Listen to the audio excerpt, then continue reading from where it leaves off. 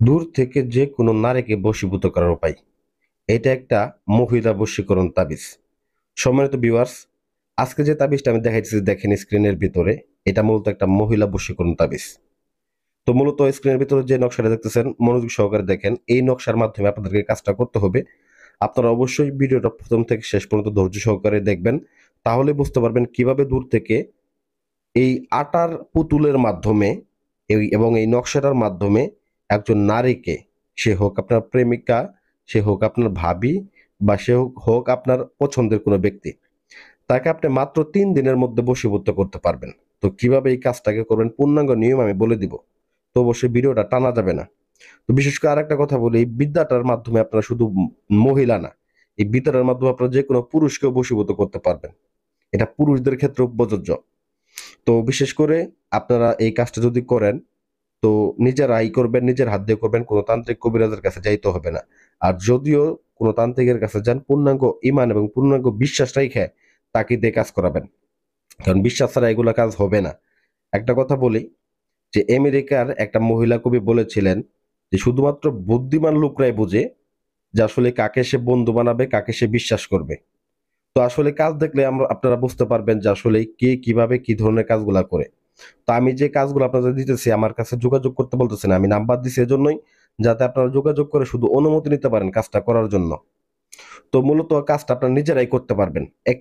এরকম একটা সহজ নিয়ম আপনাদেরকে বলে দিতেছি। প্রথম দিকে বলি, এই কাজটা করার জন্য আপনাকে সুন্দর করে একটা আসন করে বসতে হবে। এই নকশাটাকে নিতে হবে, যাকে আপনি বশ করবেন ওই মহিলার নাম, মহিলার মায়ের নাম নিতে হবে, আপনার নাম, আপনার বাবার নাম নিতে হবে, এবং দেখেন এরকম একটা পুতুল বানিয়ে নিতে হবে। তো এই পুতুলটাই সব থেকে গুরুত্বপূর্ণ জিনিস। এই পুতুলটার মাধ্যমে আপনাদেরকে এই কাজটা করতে হবে। পুতুল, আসন, নকশা, নাম, এইগুলাই এই কাজের মুখ্য জিনিস। তো সর্বোপরি বলি, বিশ্বাস অবশ্যই রাখবেন, কাজের বিশ্বাসের সাথে কাজটা করবেন, নিজের হাত দিয়ে কাজ করবেন, অবশ্যই 100% ফলাফল পাবেন, এটা আমি গ্যারান্টি দিয়ে দিলাম। ইউটিউবের ভিতরে অনেকে দেখে দেখে কাজ করেন, অনেক তান্ত্রিককে টাকা পয়সা দেন, ফোন দেবো, ভাই টাকা দিছি কাজ হয় নাই।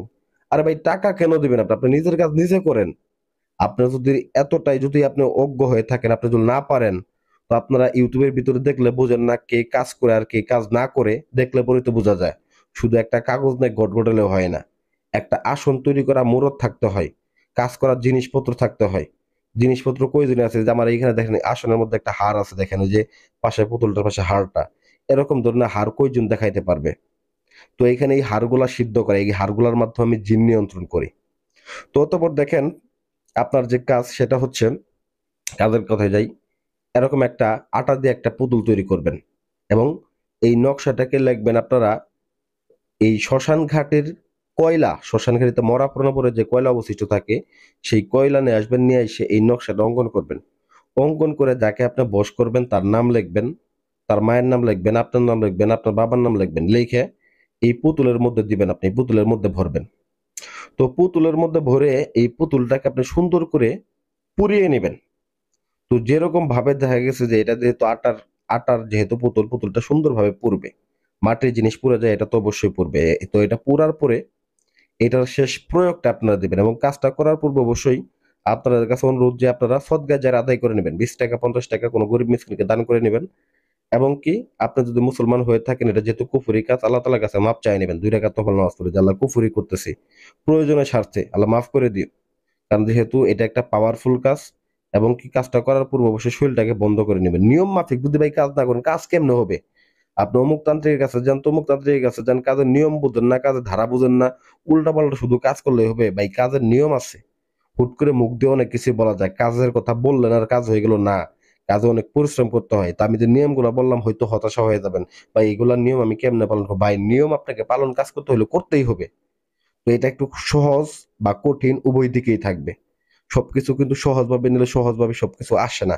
একটু পরিশ্রম করতেই হবে, কারণ এটা সাধারণ কোনো বিষয় না। দূর থেকে আপনি একটা মেয়েকে বশ করে আপনি তার সাথে সহবাস করতে পারবেন, তাকে আপনার বাধ্যগত করে রাখতে পারবেন। তো যাই হোক, পরিশেষে ওই পুরা পুতুলটাকে আপনারা যে কোনো একটা কবরে পুঁতে দিবেন। দেখবেন 3 দিনের মধ্যে ওই ব্যক্তি যেখানে থাকুক আপনার প্রতি বশীভূত হবে, আপনার প্রতি বাধ্যগত হবে। আশা করি ভিডিওটা ভালো